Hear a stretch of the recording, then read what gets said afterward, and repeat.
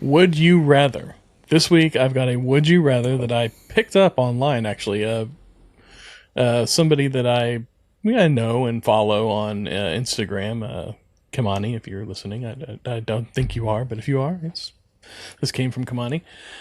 He writes, or he proposed the question: would you rather be immortal at your current age, or live forever in a time loop from the age of 15 through 50, retaining all your memories going forward? Oh, that's a good question. Yeah.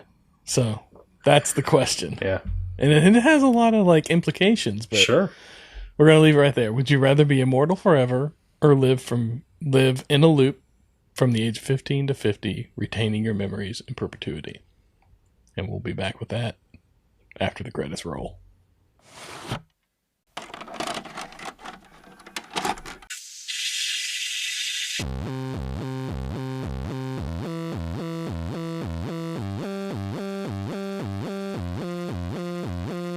Your local video store card.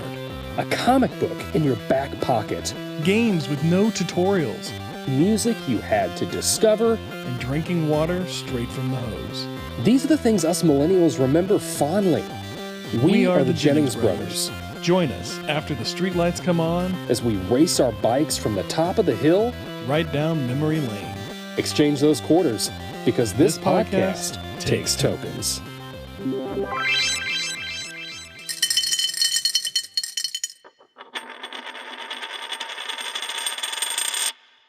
Unroll those Jinkos and crank up the dial, because we are venturing back.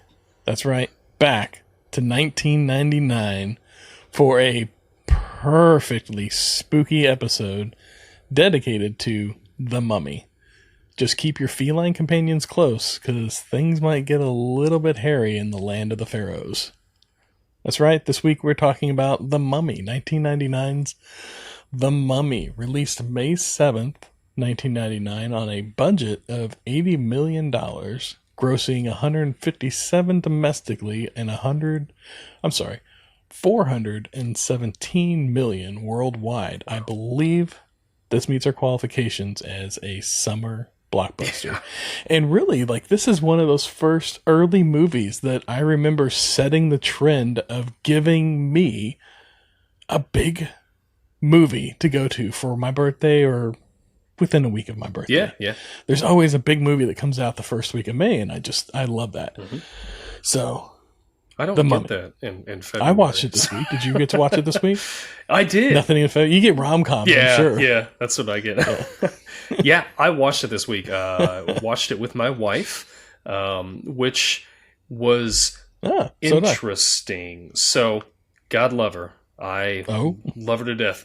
And for those of you that don't know, my wife is a history major, and she loves this movie. Oh, I see where this is going. Yeah, she used to watch it, maybe not daily, but very, very often. Like, she was quoting a lot of this movie, which was fun.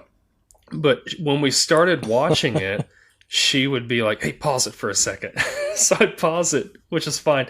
And she was like telling me the historical accuracies and inaccuracies of, like, Egyptian history. Because that was like, she like really loves Egyptian history. And she thought she was annoying me. She was not. I was thoroughly enjoying what she was telling me. But we stopped it several times. Then finally she's like, I'm gonna stop talking. And then she told me when the movie was over, she's like, so for every time I was giving you some factual information, there was like 7 times that I thought about it and didn't.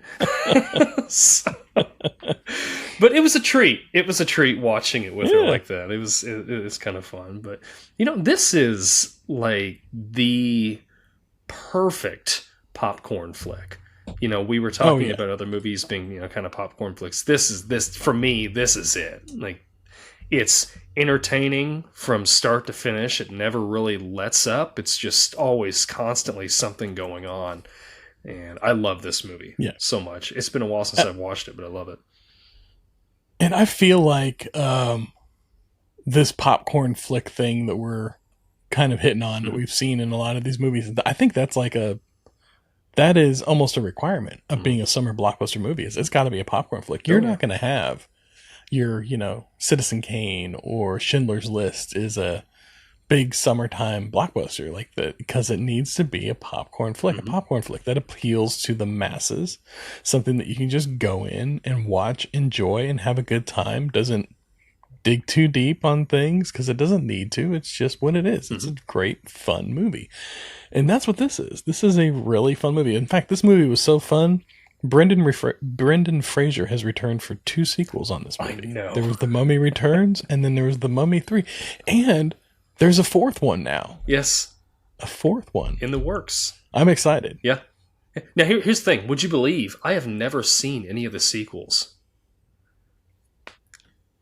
I've never watched any of the sequels. I don't know why. Really? Not even the second one? No. But I'm going to make a point to watch them now, because rewatching this, I'm like, oh my gosh, this movie was so good. I need to watch the other ones. Yeah. Now, I will warn you, the second one, while it does star a younger Rock making one of his big movie debuts, and we all love The Rock, it's not the best CGI. I've heard that. I've seen images of that online. Yes, it's quite disconcerting, I suppose is the word. It's not. It takes away for sure. Yeah. But I mean, if you can get past that, it's a fun movie. It's a fun movie, and they even made a spin-off movie for that, the Scorpion King, in which it was like I don't know if it's a prequel because it takes place back in the ancient times. But yeah, that one was a fun one too. I enjoyed them. The third one I only saw once. I haven't gone back and watched it again. I do remember watching the third one, and I was disappointed that Rachel Weisz didn't come back for her part. They recast her with somebody else. I can't remember who. And but she's coming back for the 4th one, so that's nice. I don't know how they're going to explain the 3rd one. Maybe it was just a fever dream. Who knows? But yeah, so 4th one, that'll be fun. Yeah. It's, I like looking into these movies and looking into like how much they made, as well as like how much people got paid. Brendan Fraser was rumored to be paid $4 million for this one, and then $12.5 for the first sequel. I couldn't find for the 3rd sequel, but still, that's a pretty big jump. And I remember this was like, I think this is like peak Brendan Fraser is this movie right here. He was huge for just like there was like a couple years there where he was in everything. Yeah, and in fact, he did 3 movies this year. What's that? Oh yeah, still do. Yeah, he's great. Yeah, he did 3 movies this year. He did Blast from the Past, The Mummy, and Dudley Do Right. Oh, I've seen Blast from the Past and The Mummy, and I enjoyed both of those. Blast from the Past is a perfectly fine romantic comedy. It's actually kind of a fun little premise. He gets stuck back in the 50s, or in the 50s, they go into a bomb shelter, or in the 60s or whatever, and he emerges in the 90s, and it's kind of a fish out of water type of thing. But his whole life he spent buried in this bunker or whatever. It was a fun one. But then Dudley Do Right, I never saw it, but it just it was one of those like it's a little too much, little too much zany for my flavor. But yeah, three big movies for him that year for sure. I, for one, was and still am a big Brendan Fraser fan. I mean, seems like a really nice, genuine guy. And well, yes, I could pick out movies that he's done that I haven't enjoyed. I don't think every time I see him attached to something, it does pique my interest, I will say. And I've enjoyed him recently in Doom Patrol. I don't know if you watched Doom Patrol. No, but he was on that. I have not. I heard he was in that, but I've not watched it. Yep. Yeah. Did you watch? Did you that's watch The pretty Whale? He was in The Whale. No, I have not. But I heard that was really good. It was really good. It's one of those movies like I watch once, and that's enough. But it was really good. But it's not something I find myself watching again. But yeah, he did a fantastic job in that, and he's like just I don't know, he's kind of back on the rise after that now. Yeah, I heard that like he's gotten a lot of momentum. I mean, and I was looking back over his IMDb. He hasn't taken a break, really. I mean, he's been consistently putting out stuff. It's just not been maybe things that we know him for, really. I really, honestly, after The Mummy, expected him to shoot off and become a big like action star. Oh, or something. sure. And quietly, I'm a little disappointed that didn't happen for him. But, you know, I mean, he seems to chase some, well, let's say, fun roles. He definitely picks out, like, things that look like they would be fun to do. Yeah. And fun to be in. Yeah. Like, I remember I really enjoyed Bedazzled. It's a bit, you know, quirky and zany, but his performance in it just was a lot of fun. And I really enjoyed just the fun of being in that movie with him. Yeah. I don't think like that's a movie that you could put anybody else in really, and it would still be as fun. It would just be a goofy, kind of lame movie. Sure. And I feel like that's what he brings is himself. So Rachel Weisz, though, I haven't really seen her in too much. I mean, she was in this movie, and then she was in quite a few things. I think the last thing I've really seen, well, no, she was in Black Widow, I guess, wasn't she? I think she was. That's right. Like yeah, she played the mother in Black Widow. Yeah.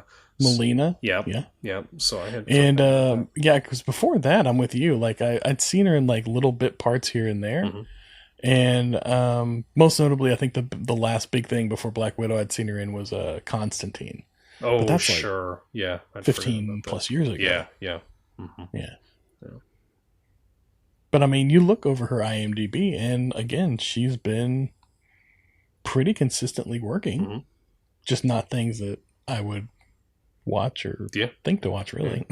That's the thing now, though. I think, you know, there's a lot of like the indie movie scene is a lot bigger than it was back then. It's so much easier for people to make movies now.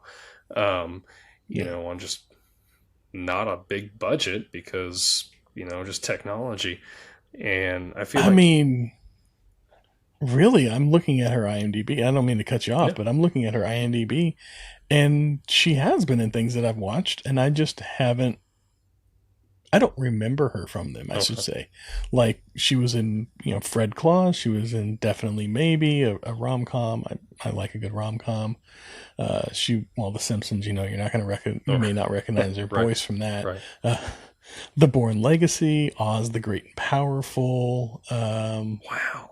You know, like, yeah. All right. I guess I just haven't watched many of these. Yeah. But yeah, she's there. It's just not. Yeah, if it's not a movie that you've seen, then yeah, it's easy to. You know, they're not. It's definitely not. She's not front and center on the posters. Sure. Yeah. She's definitely playing supporting roles in all these parts. Yes. But you know, very good supporting roles when she does play them for sure. I've always enjoyed her. So. Yeah, so what do you think of the movie as a whole?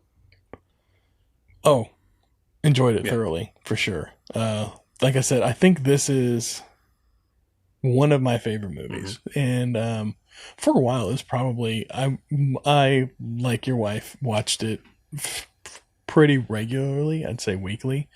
Especially like in my 20s, I didn't have cable. I just had DVDs. I bought DVDs, and that's all I watched. And so this is one of those movies that, and you know, the weekend rolls around and I've got 2 TVs set up. I'm going to play a movie on one. I'm going to play a game on the other. And usually this is one of the movies that I would pop in while I'm playing the game.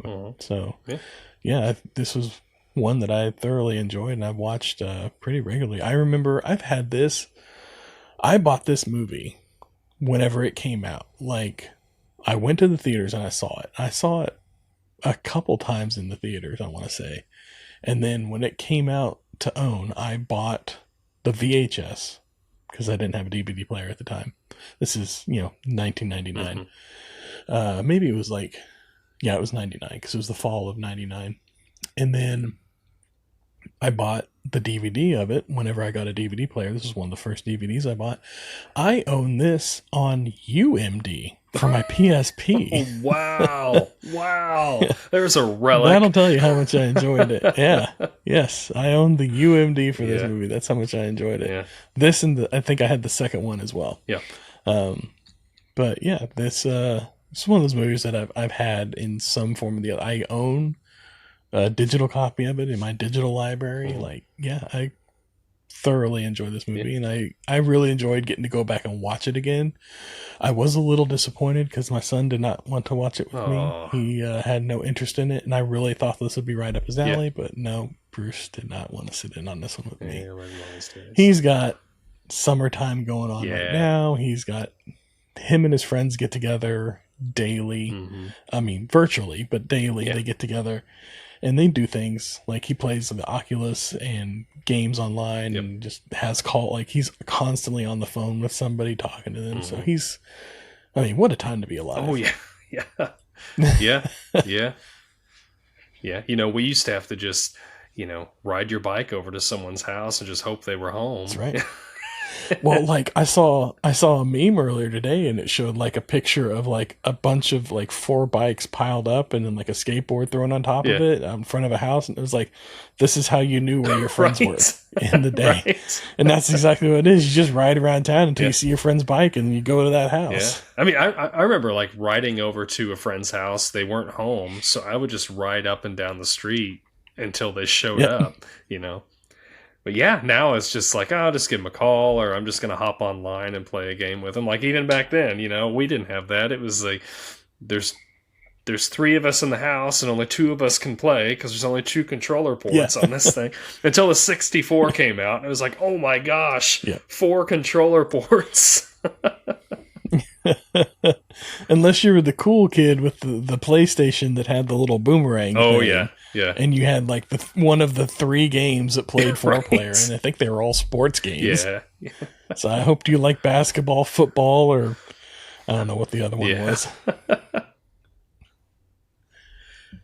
Yeah. So this movie, man, this is like I said, I really enjoyed rewatching it. It had been a while since I'd seen it, but just I don't know. Brendan Fraser's so good in it, and. Yes. The special effects, like you were talking about with the Scorpion King, they're pretty dated. I think the mummy himself doesn't look terrible when he first. It's the water stuff. Yeah. Oh yeah. Oh it was so bad. It was. Let's just say it for what it is. Silly putty. Yeah. It was awful. It was the sand storm when they're flying the plane, like that looked okay. That wasn't bad. I thought. Yeah, that wasn't too bad. But yeah, you're right. That water was just, it was rough. Yeah. It was really rough. Yeah. Yeah. But yeah, I thoroughly enjoyed this movie, start to finish. There was nothing about this movie that I didn't like. Benny was Benny the Coward. Just a great foil. Let's talk about Benny the Coward here. Benny the Coward, man. Benny was just great comic relief foil. I mean, between him and the warden, the 2 of them together, just like the comedy that came from them was fantastic. Yeah. And I always loved the part where they're about to hang Brendan Fraser's character, O'Connell. Yep. And they say, do you have any last words? And he's like, yeah, can you loosen the knot and let me go? Yeah. And the guy's like, hey, he wants to be let go. Can we let him go? He's like, of course not. We're going to hang him. Yeah. That was great. I love that part. Yeah. Really, that whole jail scene was probably one of my favorite parts. Well, I love when Evie she's bargaining for his life, right? She's like, well, if you let him go, we'll give you, you know, a percentage of the spoils or whatever. And bartering back and forth, and she goes to 30, and then he like stumbles and says 25, like, and she's like, deal. Yeah. Which, if she wouldn't have called it out, he wouldn't have even noticed. But she was like, aha, I got you. Yes. Yeah, Benny was something else. He was just constantly, oh my goodness, just it was almost just annoying how much he would, at the first sign of any trouble, he is gone. Not dependable at all. No. And I felt so bad for the American that, like, he trips and he loses his glasses. And he's like, can someone help me find my glasses? Well, that fool Benny is just running past and steps on his glasses. Trounce right on him. And just keeps on going. Yeah. Being a coward. Yeah. Yeah, Benny the Coward, man. And then whenever he gets cornered by the mummy and he's just like pulling out every religious relic. He's like, somebody's going to save me, right? It was so funny. I love that. He's just the cross. That's not going to work. He pulls out like Buddha or something, and until he gets to the Star of David. And the only reason that saved him was because, you know, the mummy noticed it was the symbol of the Jewish slaves. But why does he have, just constantly carries all these religious medallions on him? I mean, for what other purpose? I guess so he can fit in with whoever he's with. I guess. Because he's a snake. He's adaptive. You got to fit in where you can. Yeah. That's right. He's in it for himself. I'll give it to him. He's adaptive. Yeah. Till those bugs eat him. Which, speaking of those bugs, that opening scene, I think, has unlocked a new fear for me. It used to be claustrophobia is one of my biggest fears. I don't like being in confined, tight spaces, but I think being wrapped up like a mummy and put into a tight sarcophagus and then having flesh-eating beetles poured over you, that's my new fear. Yeah. But they left him. That's 100% my new fear. One of my favorite lines. They left him. He's still juicy. Yes. The scarabs. Got you a nice juicy mummy, boys. Yeah. Ooh. Yeah. And then, like, the library scene. Mm-hmm. Like, when she's in the library, like, you're introduced to Rachel Weisz's character. Evie. Evelyn, I think. Evelyn? Yeah, Evelyn, yeah. Evie, yeah. One and the same. And she's... Yeah, because she goes by Evie for short. So she's up on that ladder, and she's putting away books. And then she knocks over one of those bookcases. Mm-hmm. And then they just fall like dominoes. Systematically, yeah. Who stacks books that way? Like, they're always in movies stacking them so that they can just domino fall. Yeah. It was a good shot. I can't imagine that's how it would work. No, it was an excellent shot, especially because, like, that camera just panned right around the whole thing and followed it. That was well executed. Yes. Whoever, the set designer that got to set that up, I'm sure had a good time. But I bet that was like, they shot that and they were like, we got to get it in one shot, because if not, it's going to be until tomorrow before we get all this set back up again. Yeah, calling the interns over here to pick this back up. But that scene is where we get, probably outside of Brendan Fraser, my favorite character, her brother Jonathan. He is fantastic. He is just great comic relief. He is good timing. Good timing. He still does have like a good head on his shoulders, though. You know, even though he's looking for wealth.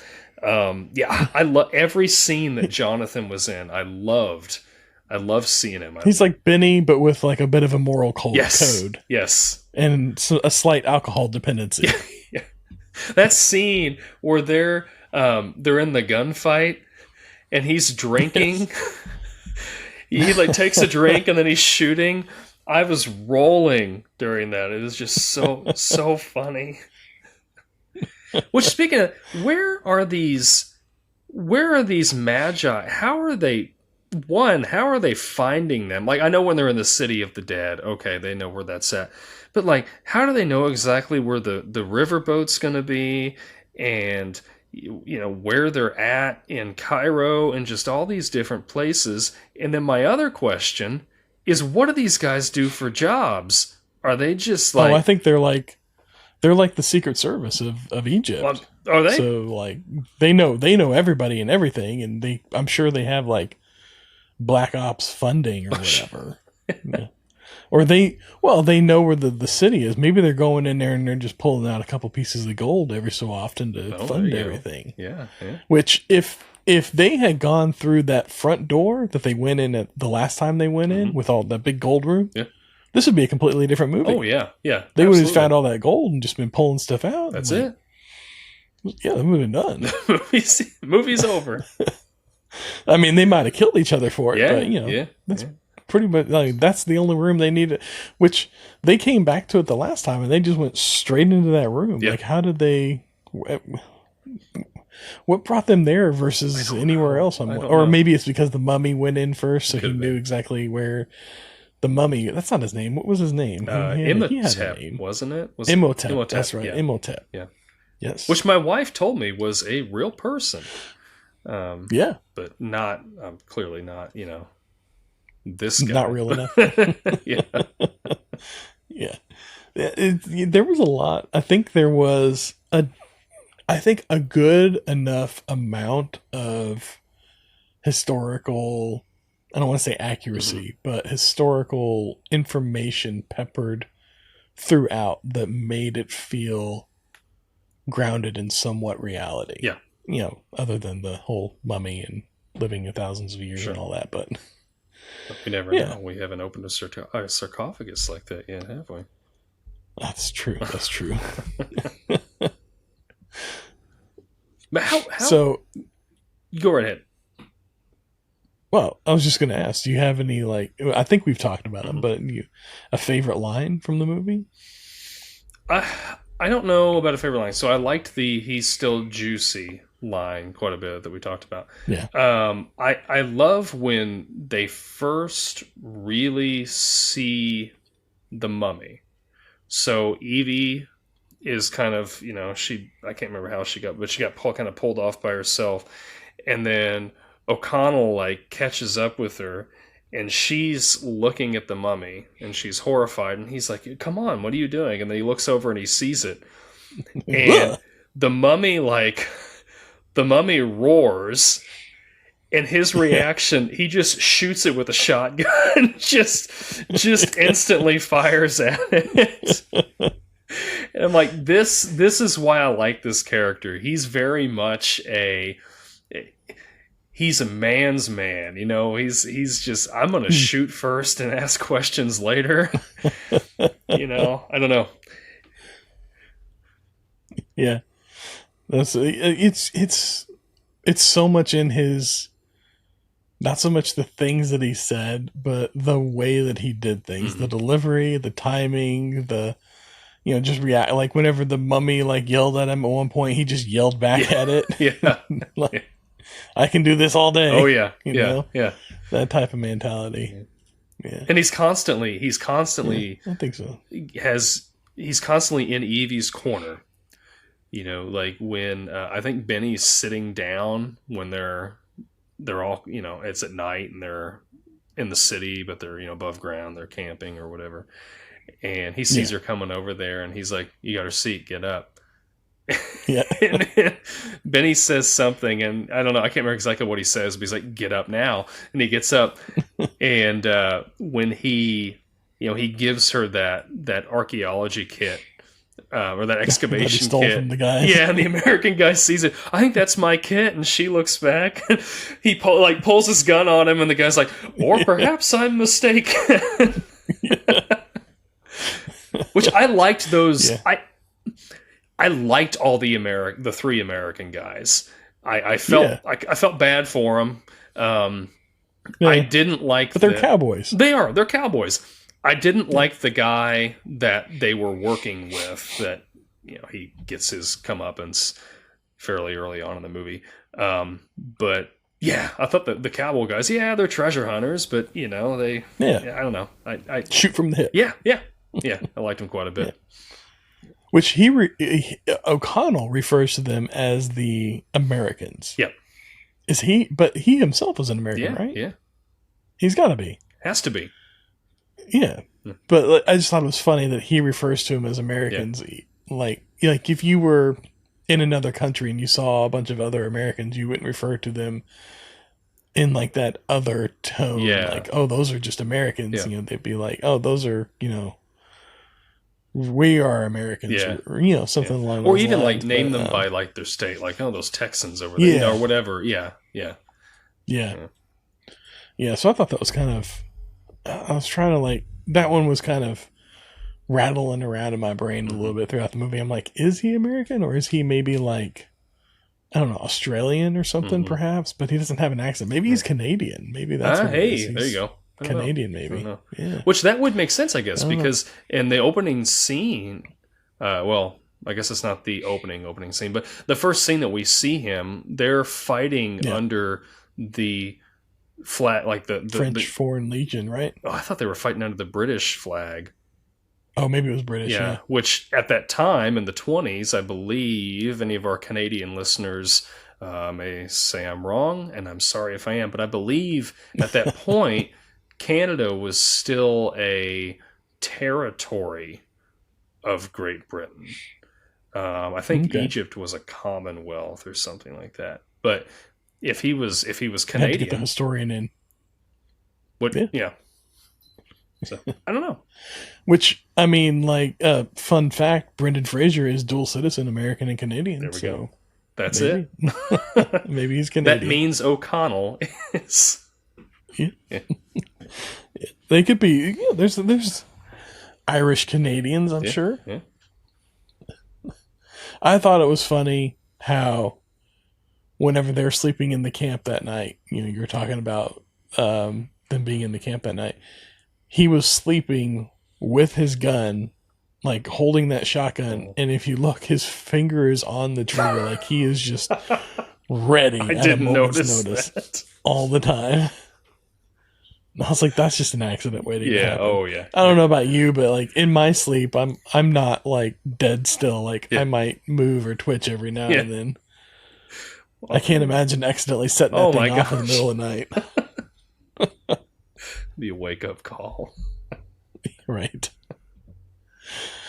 Which that mirage of the hidden city was a really neat, vehicle for the movie. Like that it doesn't appear until the certain time of day, whenever the sunlight hits it just right.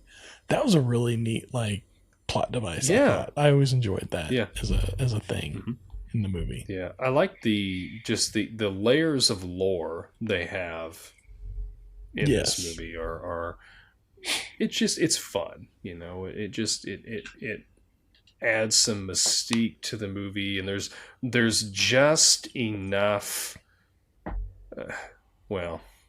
okay, I'm going to finish my thought. There's just enough supernatural stuff mixed with normalcy, I guess, to make it, I don't know, it all kind of just works together really well. I say that, and I know the whole thing's about a mummy rising from the grave. A supernatural plot in and of itself, I guess. But they ground it. Yeah. They try to ground it in some reality and some actual history, and give it some some grounding, some firm foundation. Yeah, it makes it I feel like you don't have to suspend disbelief as much as, like our last episode, like Independence Day or something. Like you're watching this and you're like, okay, maybe this could happen, I don't know. It just seems a little more, like you're saying, just a little more believable. So they're filming this. I was looking at it, and they filmed this in, I think it was Egypt, if I remember correctly. The filming locations. One of the filming locations was, it wasn't Egypt per se, or it was. I can't remember the name of the town or Cairo? province or country. No, it wasn't Cairo. There it is. Filming locations. Morocco. Sorry. Oh, I see what you're saying. I'm sorry. Morocco. Yes. No, I understand what you So mean. I don't. As far as like, most other countries, I don't know like states versus territories or whatever. But it was filmed in Morocco, and most of it, and then some of it was filmed in the UK. The docs, for instance, were filmed in the UK, and then some of it was filmed in Arizona. Those are the deserts, but they're filming it in actual deserts with sand and everything like that. I don't know if you've been to the beach lately, but I went to the beach, I think 2 years ago was the last time we went to the beach, and I'm still finding sand everywhere. So I can't imagine these actors made it far are still probably finding sand everywhere they go. Yeah. That was just a long tangent for me to make a sand joke. No, but speaking of the desert, so one thing that I noticed that I thought was kind of humorous. So when when Imhotep is basically saying, like, they've got everybody surrounded, they're in Cairo, and he's saying, come with me and I'll spare everybody else that's here. The whole crowds are huddled around him, and she goes with him. And then he, of course, says, kill them all. He quote unquote, however it works, he teleports her and him and Benny to the city, but he teleports them like a good mile outside of the city, where they end up at. I'm like, why didn't he just like shoot him into the city? For it. I mean, if you've got this great power, are you not able? Is there like a force field or something? Like, I don't know, but well, I think he wanted her to go willingly. Okay. Because she's like the embodiment of his long lost love or whatever. And I don't think he teleported her. I think it's like Storm from the X-Men. He just whirled up all the sand and wind and lifted them up and out. Okay. Because whenever they land, it's like a cloud of sand, and then they land in with this cloud of sand, and it just kind of disperses around them. Yeah. So I always took it as he's like pulling like a storm, and just like lifting them off. Okay. But I could be wrong. That's just how I interpret it. Yeah, that makes sense. What doesn't make sense, though, when they are in Cairo, they establish twice that he is afraid of cats. Yes. Because they're like the guardians of the underworld, right? Yes. Why not just keep that cat with you the rest of the journey? I mean, right? Can you imagine dressed like a furry? Oh, yeah. No. Just a bunch of furries going in there. But that final fight scene where all of the Pharaoh's guards are, coming out, just hold and pet the cat. Bring in a bunch of kittens. I mean, everybody gets a kitten. Unleash the cats. That would be a movie I would watch. I think they made that. It's called Cats and Dogs. It's not a great movie. Oh, come on. Uh-oh. Shots fired. I remember enjoying it when it came out, but I watched it again and with the kids, and I was like, "This is awful." Okay, yeah. To be fair, I haven't watched that movie in probably 2 decades, so it's probably not as good as I remember. It holds up about as well as most things from 2 decades ago. That's our entire show premise, man. Hey, some things hold up better than others. True. That's true. Well, I think I've spoken about my entire piece on The Mummy. Wow. Like I said, I really enjoyed the movie. I still enjoy the movie. Mm-hmm. It's still probably in my top. I don't want to give it a number, but it's up there. It's up there. On my favorite movies. It's on my desert island list. We'll just say that. Yeah. So yeah, do you have any closing thoughts on the movie before A couple things here. drop So it in? one person that I wish we could have seen more of was Winston the pilot. He was Yes, he fantastic. was fun. And he was just an old drunk. It was funny watching any scene he was in was great. He's walking through that fountain. The part where he was walking through, somebody spilled their drink. Yes. That was fantastic. Yes, I forgot about him. Yeah. And then when they're flying and he's ready to die. And Yeah, he's just, he I'm wants coming, to go down boys. in a blaze of glory. Yeah. Yeah, we should have seen more of him. I wish we would have. Yes. So that was one thing that I wish I could have seen more of. And then the one thing that puzzled me, Benny is trying to take treasure, and he's coming out of the city, and he's tired. Yeah. And he takes that saddlebag and he sets it down on this arm thing, and it moves, and then the whole city starts to collapse. They have built a self-destruct switch Yes. on this thing. It's just sticking out there. No signage, no nothing. It's just it's well, right there. We don't read hieroglyphs. It may have just said, whatever you do, don't touch this. Yeah. But Benny's surface level on everything. Yeah. He's just enough to survive, so he probably couldn't read them. And his death, for as much comic relief as Benny gave, his death was pretty satisfying. He just he finally just went too far, and got too greedy. And I love going back. O'Connell's line. O'Connell legitimately, he's trying to save Benny. Yeah, trying to help him. And then he can't, and he's just like, bye-bye, Benny. Bye-bye, Benny. That's it.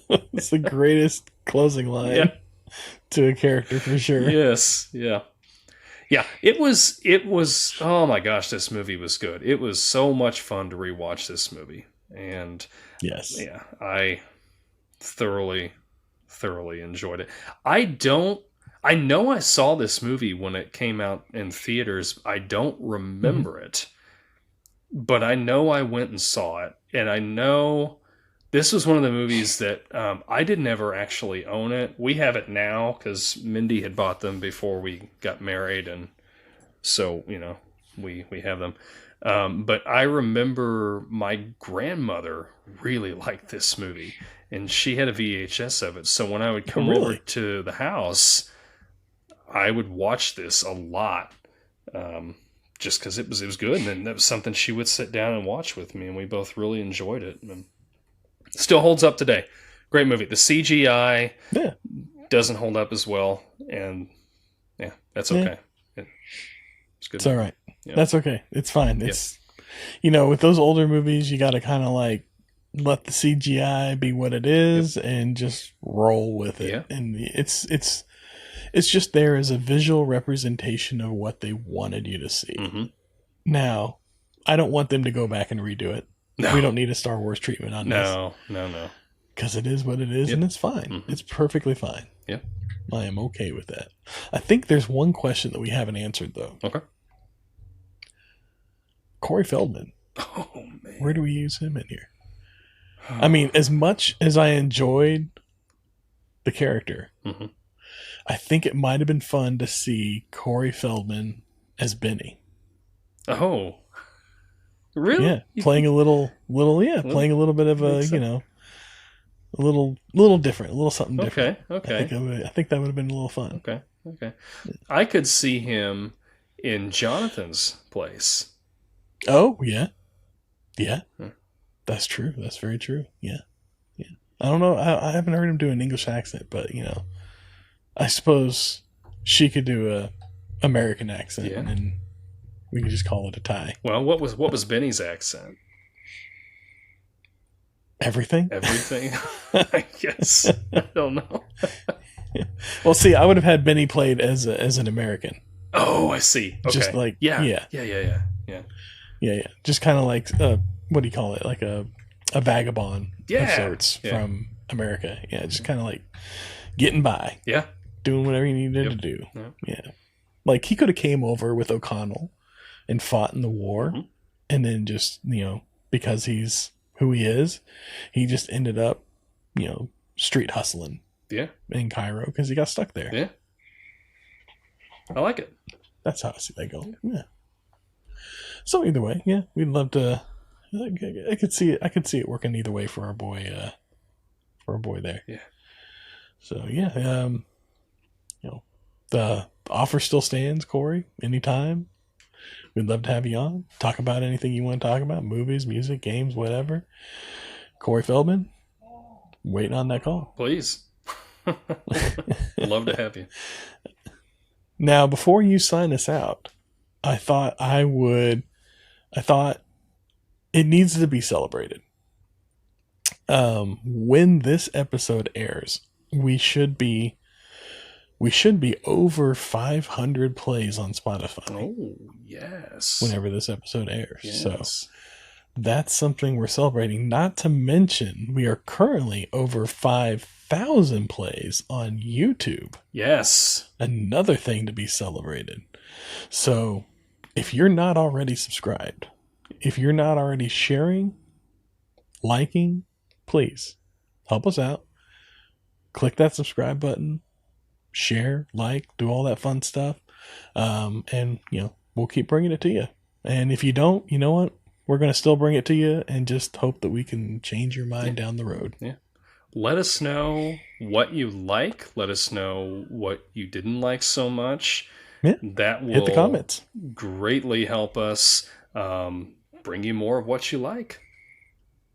That's right. And it's, we were 20 episodes in here. Most of them at this point have been movies, but it's not all movies. We're going to talk about some games. We're going to talk about, more movies, music, just comic books, things that we enjoyed as, growing up millennials. And as a matter of fact, whenever this summer of blockbusters, no, what name did we settle on? Blockbuster Movie Rewind, I think. Yeah, Summer Blockbuster Movie Rewind. a title that we will solidify by the end. Yeah. But by the end, yes.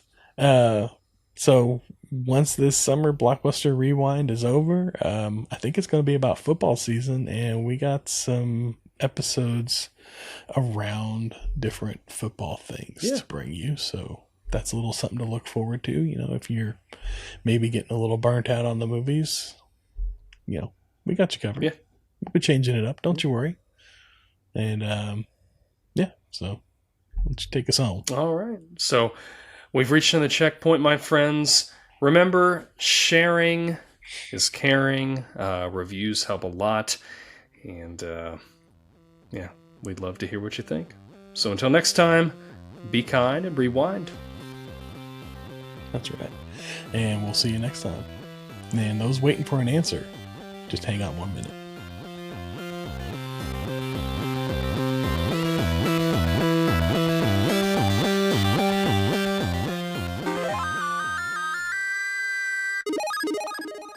This podcast takes tokens is a Clay Street production. All right. At the beginning of the episode, I raised the question, would you rather be immortal at a certain age or live forever in a loop from the age of 15 through 50, retaining all memories in perpetuity? Do you have an answer? Or thoughts? So I guess a question here. If it's, I need to know the context is. So if define some parameters. Yeah, if it's 15 to 50. Yeah. Am I just reliving my life, or with the knowledge I have, can I make changes in reliving my life? Do whatever. So the way it works is at the age of 50, you basically mentally transport back to your 15th birthday. So your 50th birthday, you mentally transport back to your 15th birthday, retaining all those memories that and experiences that you've had throughout life. So now you're starting over. It's not like you become 15. You basically time travel back mentally. And yeah, so if you want to make different choices, you make different choices. If you want to make changes, you make changes. You want to do the same thing, you do the same thing. You know what happened before. You know, I don't know about you, but my memory isn't exactly the best 20 years ago. Yeah. I mean, remembering something 35 years before might be a little more complicated, but really, I mean, let's see. I'm going to help you out because mine is definitely the 15 through 50. Okay. Because you can just loop the first couple loops. They're going to be rough. Yeah. You're going to screw some things up and things aren't going to go your way, but you're going to learn so much. And if you really keep your eyes open, you're going to learn a lot. Then you start getting it down and you start living things like the way you want. Like my plan is to memorize the winning lotto numbers from my 18th birthday, travel back in time, write them down, play those numbers on my 18th birthday, and then I'm just like, I'm investing in Google, I'm investing in Amazon, I'm investing in Uber, I am making that money work. Yeah. And I'm not going to have to worry about money, right? I know where my wife's going to be, so I know where to go to meet her. And then it's just, sweet life. Yeah. I just got to remember those numbers. If I don't remember those numbers, it's going to be rough. Yeah. So, but the other option was just immortality, right? Immortality, perpetually going forward. Gosh. Man, that's so tough because my thoughts on that are if I'm immortal, nobody else that I know is immortal. Like I don't want to see my kids pass away, I don't want to see, I don't know. I don't want to be, 300 years from now and not have this, or whatever, with just, but then if you're over on episode 1,856, yeah, exactly. I'm on my 75th co-host. Yeah. But then you've got with the 15 to 50, what if your life's going stellar, you're 50 years old, you're just getting ready to, I don't know, I'm not doing the math here, so this may be wrong, but you're just getting ready to walk your daughter down the aisle, or whatever, and then you wake up and you're 15 again. I don't know, it's tough. Just live it all over again. But if I was given the choice, one or the other, it's black and white. You do not have any other options. I'm with you. I'm going to go the 15 to 50 because I could not outlive everybody and just continue on like everything's okay. Couldn't do it. I get to live most of my life with the woman I love and my kids over and over and over. Yep. Taking that one 100%. Yep. Absolutely. Now that raises an interesting question. So whenever you make that choice, are you creating millions of splinter universes off of that 50? I know. Mark? That's what I'm wondering. You loop back? That's what I'm wondering. I'm so what if you die in the middle of that? Let's say you just got you just step out on the curb, make the wrong choice. Yeah, and you get hit by a car. And that's it. Do you start back at 15 or is that it? I gotta imagine it's like Groundhog Day. Yeah, you loop back to the beginning. Okay. I imagine this is, really, if you describe it that way, this is Groundhog Day, except instead of one day, it's 15 to 50. Yeah. Which is it's really those first few years that are going to be the worst because you're going to be 15 and you're not going to have access to a car. You're not going to have access to money and all the different things that you would want to have freedom. You're not going to have freedom really. You're 15. Your freedoms are quite limited for the next few years. Yeah. But I suppose at the same time, really at 15, all our needs were met. It was just the wants. Yep. And looking back on it, that could be the once were met too, for the most part. Yeah. I mean, sure, I didn't have every video game, Yeah. but did I need them? No. I didn't have every movie, but did I need it? No. You know, the wants were met, and I think enough of the needs were met that I would be fine. Yeah. That's my answer. Yeah. 15 to 50 for sure. I like it. I'm with you. I'm with you on that. Yeah. Tell us what you think. Yeah. Yeah, it's in the... I'm going to make this our Spotify question, so if you're listening to this on Spotify, you know, check over on the survey, and you can send us your thoughts on this question here. Yeah.